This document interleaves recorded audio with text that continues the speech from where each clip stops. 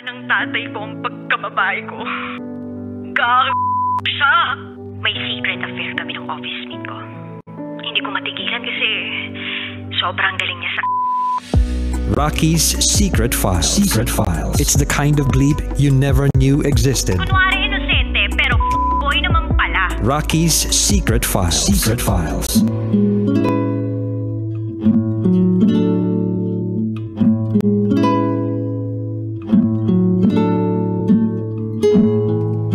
And we're back. Kasama niyo pa rin si DJ Rocky and this is Faith's Secret Files. Si Faith na hiniwalayan ang dating asawa dahil nasaktan ng sobra-sobra nang malaman niya na ang dati niyang asawa ay meron palang relasyon sa asawa ng kanyang tito.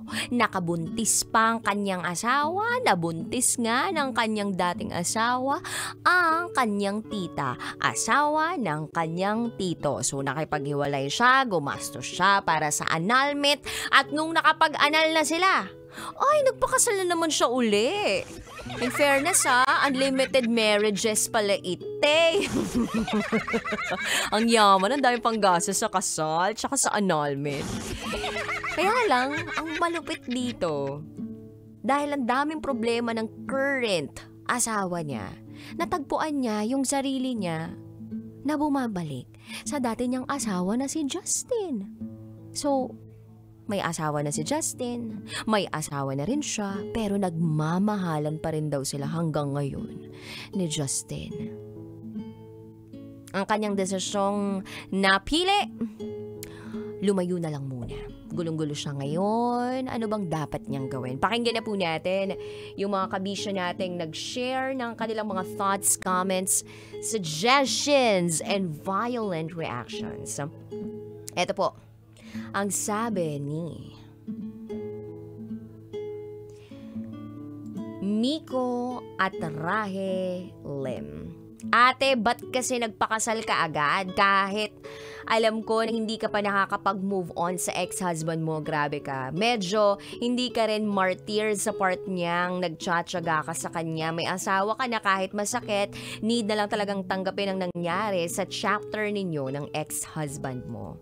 Actually, bakit naman kasi hindi ka pa healed tapos nag-asawa ka agad?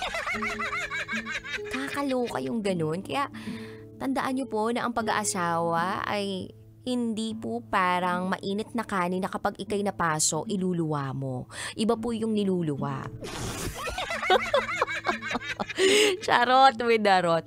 Hindi, seryoso. Laging sinasabi yan sa atin ng mga nakakatanda sa atin na ang pag-aasawa ay hindi mainit na kanin na kapag napaso ka, iluluwa mo. So that means, hindi siya dapat spur of the moment. Hindi siya dapat at the moment lang yung feeling mo kaya ka magde-decide na mag-asawa. You should be 101% sure that you want this person for the rest of your life. And vice versa. Ito naman po, ang sabi ni Mayumi. Nagkarambola na yung kwento, yung dating legal na asawa naging kabit na ngayon. Kaya tama talaga na huwag ka magde-decide on the heights of your emotions. Kasi kadalasan maling desisyon ang napipili natin. Acknowledge ko yung nangyari kay Faith na masakit talagang maloko, pero sana nagkaroon din ng time na pinagpahinga niya ang kanyang puso at utak, lalo na pag broken. Kasi nasa vulnerable stage tayo pag ganyan. Kaya lang, dahil nangyari na nga ito, tama Faith na lumayo ka at nagpakalayo-layo. Clear your clouded heart and mind. Yan ang kailangan mo ngayon. I know strong woman ka at aware ka sa mga nangyayari sa life mo.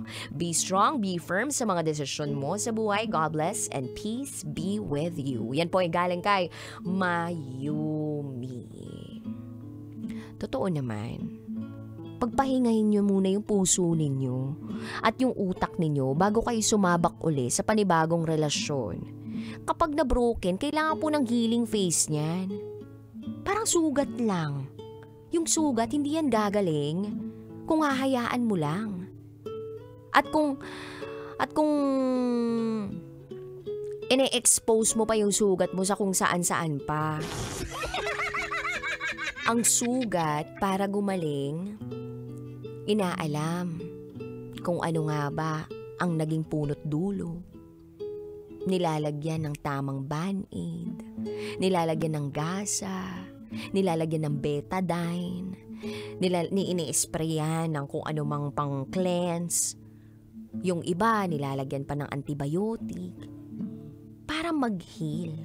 Hindi yung agad-agad, sabak agad, kahit hindi pa nag-heal. It's either hindi na talaga siya tuluyang mag-heal or mas masasaktan ka lang lalo. Kasi nga, open wound pa siya. Anyway, eto naman ang sabi ni Bernard Laurejas. Hi, bakit hindi na lang talaga mag-move on? Once, nangyari na, tapos ngayon, pangalawang beses. Ay, ang tawag doon, syunga ka na talaga. Congratulations na lang sa Barangay Tela Bagtasan of Champions sa Giant Lantern Festival 2023. Ulitin ko po, Barangay Tela Bastagan of Champions sa Giant Lantern Festival 2023. Syunga ka na lang daw talaga, sabi. Eto pa sabi ni Charles, ang pangalan mo pa naman ay Faith pero ikaw ay unfaithful ngayon. Huh? Dapat yung title, may asawa siya, may asawa ko, kaya inasawa ko siya. Ano ba yarn? Annulled kayo, may inasawa kang bago, tapos ex-husband mo pa rin pala yung mananaig sa puso mo. Ganyan ka ba kakahoy? I mean, marupok? I'm sorry pag ex na at pag annulled na. Ang gulo mo, sa totoo lang. Kakaloka. Dami pa nag-comment sa SPG, tuloy sa secret file natin for this afternoon. Ang daming nawindang. Una sa lahat, gusto ko lang ipinpoint yung ginawa sa'yo ng ex-husband mo, na nakipagrelasyon siya sa tita mo. Quote-unquote tita mo, asawa ng tito mo na namatay lang. Nasaan yung decency ng asawa mo dun? I mean, ex-husband mo dun? Nasaan yung decency nung tita mo dun? So, it's the kind of betrayal na hindi mo akalain. Pero nangyari na. Tapos ngayon, natatagpuan mo yung sarili mo na bumabalik dun sa taong yun na nakagawa ng ganon kalaking kasalanan sa'yo. Kasalanan sa pamilya ninyo. Sobra yun.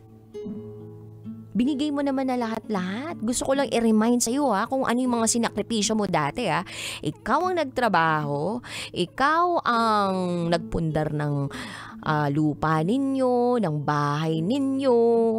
Ang dami mong napundar, may pamotor ka pa. Tas yung asawa mo nung time na yon sa bahay, binibigyan mo pa ng allowance 5,000 piso. Tapos, niloko ka. Tapos ngayon, mahal mo pa rin? Ang galing! Dahil lang sa yung bago mong asawa, parang may kulang. May problema, may issue kayo. Kaya yung move mo na magpakalayo-layo, okay na lang yan. Sa totoo lang, bigyan mo yung sarili mo ng oras makapag-isip kasi yan yung hindi mo naibigay sa sarili mo nung time na kinakailangan mong ibigay dapat yan sa sarili mo. Yung time na nag-break kayo ng asawa mo nung nalaman mo na ang kabit pala ng asawa mo ay yung tita mo, hindi mo ibinigay yan sa sarili mo kundi, nakipaglandian ka sa iba. Na hindi ko rin naman masisi, ikaw, sa mga desisyong nagawa mo kasi nasa vulnerable stage ka. Pero pag nasa vulnerable stage tayo, dalawa lang yan It's either pahingahin natin, pa-die down natin lahat ng mga height ng emotions natin, pakalmahin natin yung sarili natin sa mga nararamdaman natin, Or, pumasok tayo sa mga magugulong sitwasyon sa pamamagitan ng pagdesisyon ng impulsive.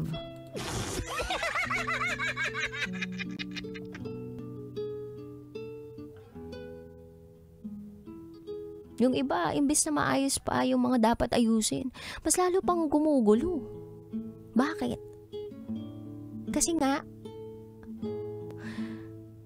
mas nagduel dun sa nararamdaman at the moment kesa dun sa this is just a season, lilipas din to, tsaka na ako magdedesisyon kapag kalmado na ako.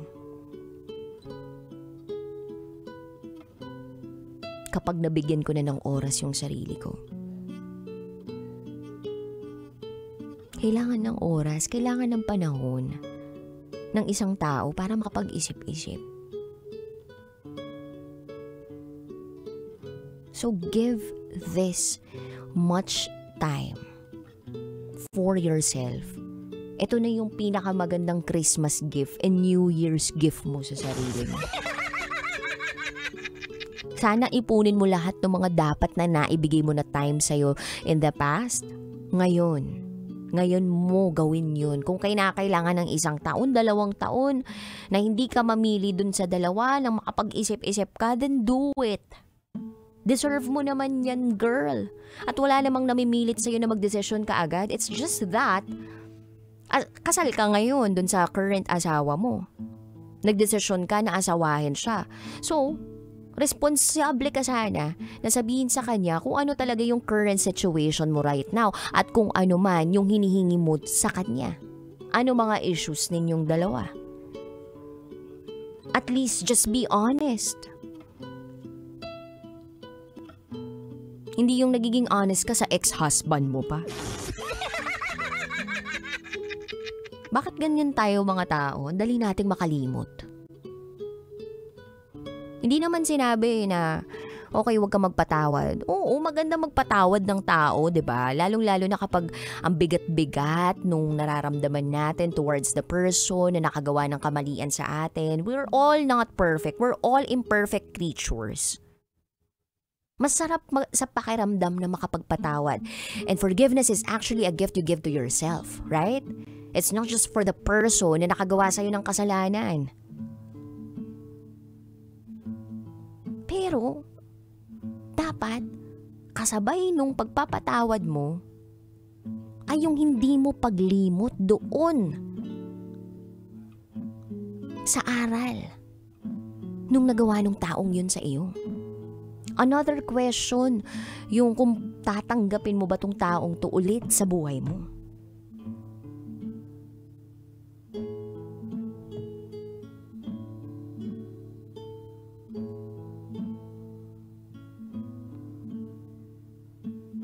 So, nire-remind lang kita na sana hindi mo nakalimutan yun at sana hindi mo makalimutan yun. Kasi kapag nakalimutan mo yun, ay paktay ka dihadong dayap, mauulit-ulit lahat ng mga nangyari sa iyo. It's a trap, it's a cycle, and hindi ko sure kung mahahanap mo yung tunay na kapayapaan na matagal mo nang inaasam.